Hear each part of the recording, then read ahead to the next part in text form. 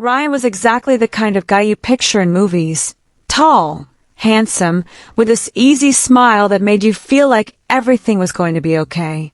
He had this charm that made people trust him instantly, and I was no different. We built a life together. We had our little starter home in the suburbs of Denver, a cozy place with white walls, soft lighting, and mismatched furniture we picked out together at thrift stores. After a few years, we welcomed our daughter, Sophie. She was the light of my life. Soft curls, wide eyes, always laughing, always curious. I spent nights rocking her to sleep and days chasing her around the house. Ryan was a great dad, at least. That's what I believed. He would play peek-boo, build forts, and carry her on his shoulders while I watched with pride, wondering how I got so lucky. Life wasn't perfect. What marriage is? We argued about bills, about chores, about whose turn it was to clean the kitchen. But at the end of the day, Ryan would wrap his arms around me and whisper, "We're good, Luna. We've got this." We dreamed of traveling the world one day. We talked about saving for a second house by the lake. We had plans, real plans. People admired us. Friends would say, "You two are #goals," and we'd laugh it off, pretending we weren't secretly proud. But here's the thing about dreams. They feel real until the ground beneath you crumbles. Everything started to shift almost imperceptibly. Ryan got busier at work.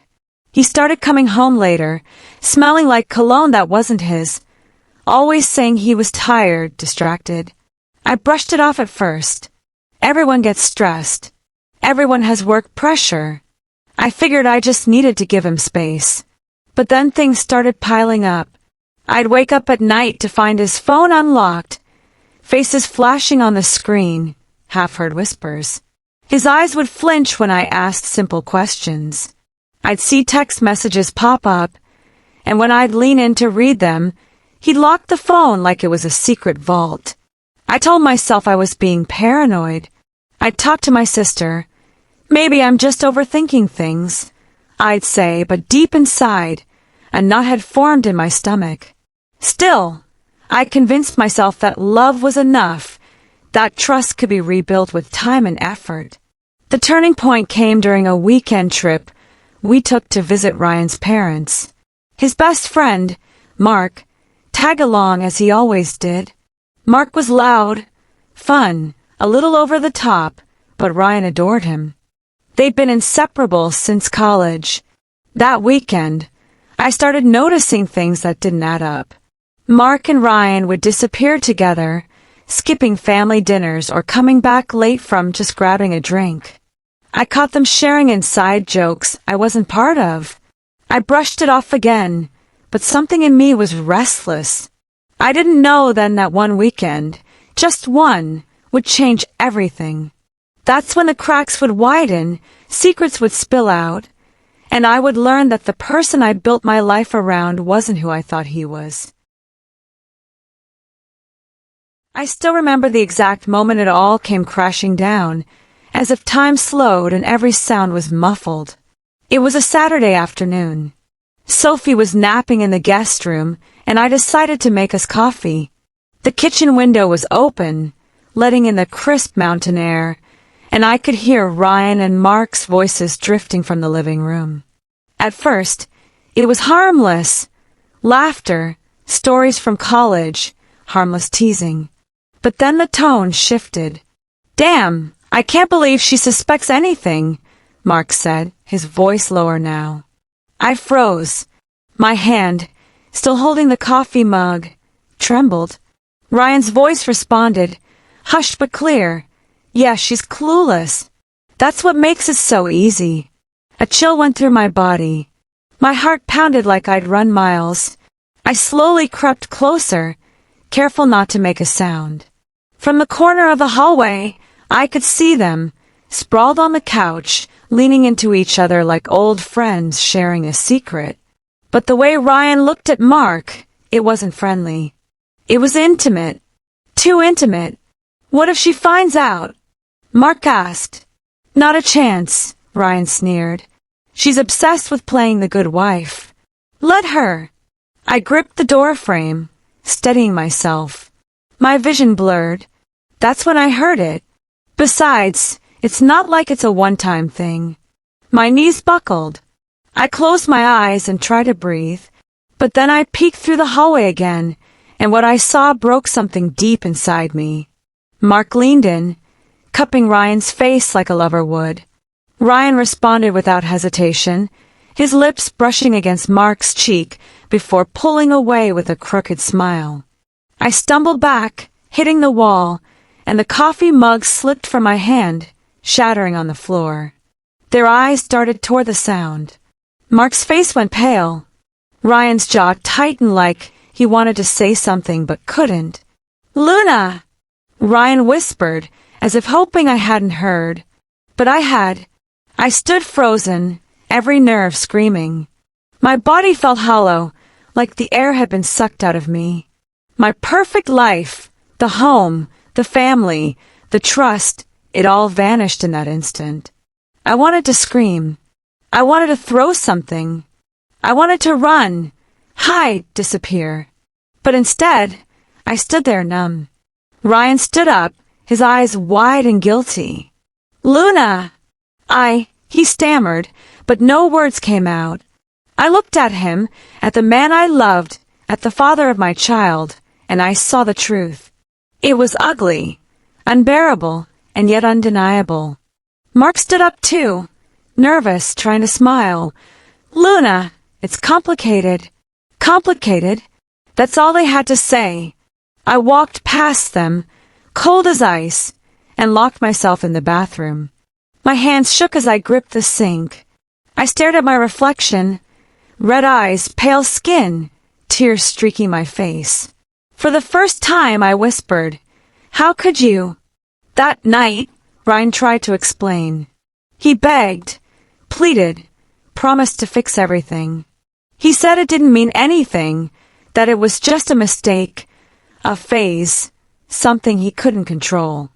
But the words felt hollow. I didn't even want to hear them. As I lay beside him, eyes open in the dark, I realized something. This wasn't about forgiveness. It wasn't about pity. It wasn't about love. It was about truth, about reclaiming myself, about making them understand, not through words, but through action. And that's when I knew I wasn't going to let this go. I lay awake for hours that night. The ceiling fan spun in circles, mocking me, as if time itself refused to move forward.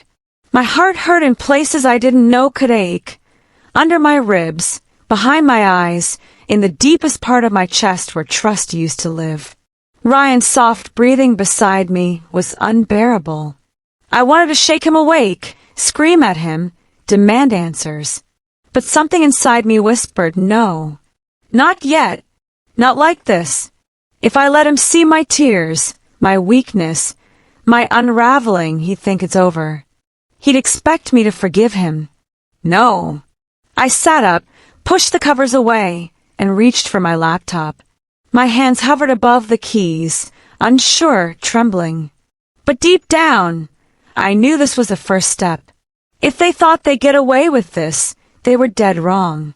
The next morning, I put on a mask, a soft smile, light eyes, pretending to be the same loving wife. Ryan looked at me with relief and confusion, like he couldn't believe I wasn't breaking apart. "Luna, I don't deserve you," he whispered over breakfast. I smiled sweetly. "We'll figure it out." That lie tasted like poison, but it bought me time. For days, I barely spoke about it. I poured myself into daily routines, packing lunches, checking homework, keeping the house spotless, like nothing had happened. But inside, I was a storm. I started researching everything. I learned how to trace phone records, how to find hidden email accounts, how people cover their tracks. I signed up for private investigation forums and lurked in the shadows. Every clue mattered. One evening, while Ryan and Mark were out playing golf, I logged into his email account from the tablet he carelessly left on the coffee table. I found it. Dozens of messages. Late-night texts. Passionate exchanges. Secret meetups. Lies layered over lies. I printed everything. But revenge isn't just about gathering dirt. It's about timing, precision, about striking where it hurts most. I started sketching out plans. At first, I wanted to expose them both publicly, post everything online, ruin their reputations, watch their lives unravel. But then I thought, what would really hurt them? I remembered something Ryan said once, half joking. Family is everything. Losing that's worse than anything. That hit me like a lightning bolt. I would go after what mattered most to him. His job, his pride, his social standing, his role as a father, his relationships. I made a list. Plan A, leak the emails anonymously to his company's HR department. A scandal at work would destroy his career. Plan B, gather proof and anonymously send copies to his family and friends. Plan C, make him feel the isolation that he forced on me. Show him that trust can't be bought or begged for. I didn't want to be petty. I wanted to be surgical. I wanted him to feel every ounce of betrayal the way I did. But revenge planning wasn't all spreadsheets and cold logic. There were nights I broke down crying. I clutched my pillow, whispering to the ceiling. Why? Why us? What did I do wrong? I cried until my chest hurt, then wipe my eyes, straighten my shoulders, and continue with my plan. There were moments I wanted to forgive him. After all, we built this life together. He was Sophie's father. But then I'd see his smirk, hear his whispers, and feel the betrayal again. The anger returned. One afternoon, as I sat at the dining table going over the printouts, I heard footsteps at the door. Mark. He stood awkwardly, holding a bottle of wine, looking like a man about to apologize. I just wanted to check on you, he said. I invited him in, smiled, and offered him coffee instead of wine. We sat across from each other, and I let him speak. I never wanted to hurt you, he said, eyes filled with guilt. I stared at him. Then why? He swallowed hard. It just happened. I didn't say a word. I let the silence hang heavy between us. That's when I knew. They would never feel true remorse. They'd keep telling themselves it was an accident, a phase, something beyond control. No, they needed to feel it. That night, I wrote everything in a private journal. It became my blueprint, my confession, my therapy, and my war plan. I will not be their victim, I wrote. I will not be their footnote. I will be the storm they never saw coming. I closed the journal and placed it in the locked drawer of my desk. I wasn't broken anymore. I was preparing for war. It was finally time. I had spent weeks planning, digging, gathering evidence, and silencing my doubts. Now everything was in place. The documents, emails, pictures, text messages, every piece of betrayal stacked like a time bomb, waiting for detonation. I remember sitting in my living room the morning I made the first move. The coffee sat untouched, cold at the edge of the table. My hands were steady, calm, almost eerily so. This wasn't about anger anymore. It was about justice. I printed copies of Ryan's emails and text messages, carefully selecting the ones that would expose the affair without giving him a chance to explain it away. I typed an anonymous letter to the Human Resources Department at his company. You deserve to know what's been going on behind closed doors, it read. Attached are emails and texts between your employee and his wife's best friend. I signed nothing. I dropped it in the mail myself. A week later, the fallout began. Ryan called me, voice panicked, asking if I knew anything. I smiled quietly. I have no idea what you're talking about, I said. That evening, the biggest strike came one night when Ryan and Mark planned to meet at a bar. I knew the place, the time, the routine. I made an anonymous reservation under Mark's name at a fancy restaurant nearby and tipped off the manager to discreetly record the night. When the footage surfaced online, blurred but clear enough to reveal them laughing, touching, and sharing drinks late into the night, the scandal exploded. Ryan's company launched an internal review. Mark lost sponsorship deals, and I sat back, a quiet smile playing on my lips as the world crumbled around them. Ryan came home one night, eyes red and hollow. "I don't know who's doing this," he whispered. I sat across from him, composed. "I hope you figure it out," I replied softly.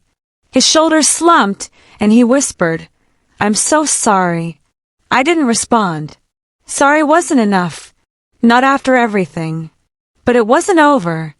One night, Mark showed up at our doorstep, drunk and desperate, tears streaming down his face. "Please," he begged. "Tell him it was me, not you. I can't lose everything." For a moment, I hesitated. I could destroy him, expose him, watch his life shatter. But something in his raw desperation, something human, made me freeze. I looked at him and whispered, "You should have thought about that before you betrayed everyone you claimed to love." I shut the door in his face. It's been months now since everything spiraled out of control. The silence in our house feels heavier than ever. Ryan's gone. He left without a word one stormy night, taking only a few clothes and the remnants of the life we built together. Mark? I haven't heard from him since that night at the door. Maybe he's rebuilding himself somewhere far away, or maybe the shame finally caught up with him. I don't know. Honestly, I stopped caring. What I do know is that I survived. At first, I thought revenge would bring peace. That once I exposed them, once I watched their faces pale and their lies crumble, I'd feel relief. But what I didn't realize was that the aftermath isn't as simple. There's no cheering when the wreckage settles. There's just the quiet hum of an empty home. I walk through the rooms we once shared, touching objects that still hold memories, wedding photos gathering dust, empty shelves where his books used to be, Sophie's old drawings still taped to the walls. The ache doesn't go away. The hardest part is looking into my daughter's eyes. She's grown quieter, more reserved. I know she feels the cracks in our family. There's no point pretending everything's fine. Children can sense it. Sometimes, she asks, "Mom, why did Dad leave?" And I don't know how to explain betrayal to a 7-year-old. So I hold her close, brush her hair, and say, "Some people make mistakes, sweetie." That's all I can give her for now. People often ask, "Do you feel free now that he's gone?" I tell them, it's complicated. Yes, I'm free from the lies, the late-night whispers, the unbearable silence that used to follow every argument. I'm free to sleep without suspicion lurking in the corners of the bed. But freedom doesn't fill the empty spaces left behind. I miss having someone to talk to at dinner. I miss sharing small moments, the way he used to laugh at my terrible jokes or how he'd bring me coffee when I stayed up too late. I mourn not only the betrayal, but also the companionship we once shared. If there's one thing I want people to take away from this story, it's that revenge, while satisfying in the moment, doesn't erase the pain. It doesn't erase what's lost, but it gave me something else, control. For the first time in months, I wasn't at their mercy. I chose how to respond. I chose not to collapse under the weight of betrayal. I chose to expose the truth, not hide from it. And in that choice, I found strength I didn't know I had. I'm learning to rebuild, step by step. Some days are harder than others. Some nights, I lie awake staring at the ceiling, questioning everything. But then, I remind myself I'm still here. I'm still standing. I still have my dignity, my voice, and the power to shape my own story. I started going back to therapy. I've been journaling, writing down memories, feelings, and plans for the future. I even joined a local moms group where other women share their struggles and victories. It's not the life I imagined, but it's my life, and I'll keep building it. So if you're watching this, wondering if you should fight back, if you're scared of being alone, if you're filled with rage and confusion, know this. You're not weak for feeling hurt. You're not selfish for wanting justice. And you're not broken for starting over. Take your time. Take your space. And when you're ready, step forward. Because sometimes the strongest thing you can do is not just survive the storm, but to rise after it, stronger than ever. This is my story. I'm Luna, and I survived.